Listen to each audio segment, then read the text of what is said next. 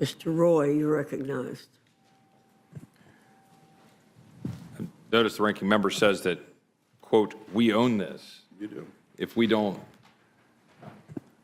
go down the road that is being suggested here before us, when in fact, the current situation with respect to health care exists entirely by record of vote and record of policies as a result of my Democrat colleagues putting forward the policies that the American people are having to live under.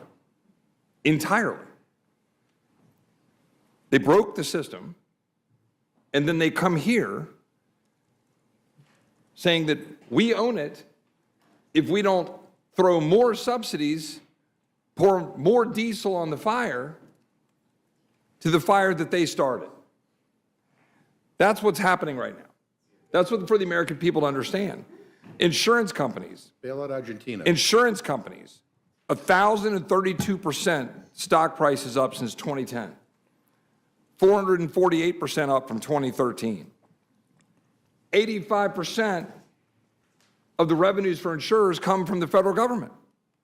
Hey everyone, today we're breaking down a heated exchange in Congress featuring Representative Chip Roy. His remarks centered on healthcare, government spending, and political blame. Let's unpack what he said, what it means, and the broader context behind. What my Democratic colleagues are proposing is an insurance company enrichment scheme. It's literally what they're doing, is printing money in the Treasury and giving it to insurance companies. That's their solution for healthcare. Enriching insurance companies that are the very people that are telling the American people which care they can get and not get. There's no chance for an American to go to the doctor of his or her choice. There's no chance for them to go get care. There was no chance for my constituent who lives near Fredericksburg, Texas, to go to MD Anderson to get care because she's on Obamacare, which can't go to MD Anderson. And if the cancer that I had when I went to MD Anderson came back and I'm on Obamacare as a member of Congress, I couldn't go to MD Anderson because of the situation that my Democratic colleagues have put the American people in. Going around and preening that you're somehow caring for people more by giving them coverage for care that doesn't actually provide them care, while insurance companies get rich. $35 billion in subsidies in 2024 for people who didn't even use their plan. It's absolutely unconscionable. That is right. That is the correct word. It is unconscionable what we have done to the healthcare system, destroying it for the American people so that they can't get the care of their choice. That's what's happened. And now you hold the government hostage for 45 days and then try to come lecture Republicans about it when you've been holding the American people hostage to a broken healthcare system for 15 years. That's what's been going on.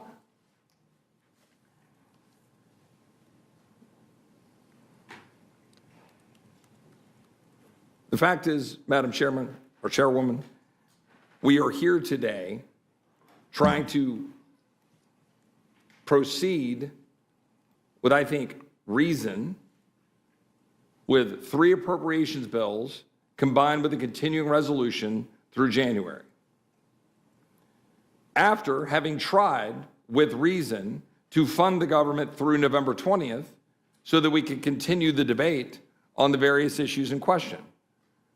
But our Democrat colleagues refused to do it. And so now we've got the opportunity in front of us to extend, fund government at current levels, roughly flat, trying to stave off the inflation that is the direct consequence of the massive amount of government funding that has been going on by both sides of the aisle, but heavily being promoted from my colleagues here on the other side of the aisle, who want us to throw another $1.5 trillion at it. That's literally what they were saying. It's not a solution. That's just printing more money while trying to go run campaign ads while you shut the government down for very clearly and obviously political purposes. I yield back, Madam Chairman. Madam Chair, I wish the gentleman had that passion condemning the $40 billion bailout of Argentina. The right wing cuckoo clock in Argentina. I wish he had the passion to condemn that. Mr. McGovern and Ms. Scanlon, you're recognized. Representative Roy opens by pushing back on Democrats who said Republicans own the current healthcare crisis if they refuse to extend subsidies. He argues the opposite, that Democrats created the system through their votes and policies, and that Republicans shouldn't be blamed for refusing to continue what he sees as a flawed structure. He frames Democratic healthcare policy as pouring more diesel on the fire, claiming it enriches insurance companies instead of helping patients. Roy cites numbers showing insurance company stock increases since 2010 and highlights that a large share of insurer revenue comes from the federal government. His message is clear. In his view, subsidies are a bailout, and subsidized plans under the Affordable Care Act limit patient choice while funneling money to insurance companies. He also provides personal anecdotes, including the claim that Obamacare plans prevent access to MD Anderson Cancer Center, to argue that coverage doesn't equal real care. Roy then broadens his critique, highlighting that $35 billion in subsidies were spent in 2024 on people who never used their plans.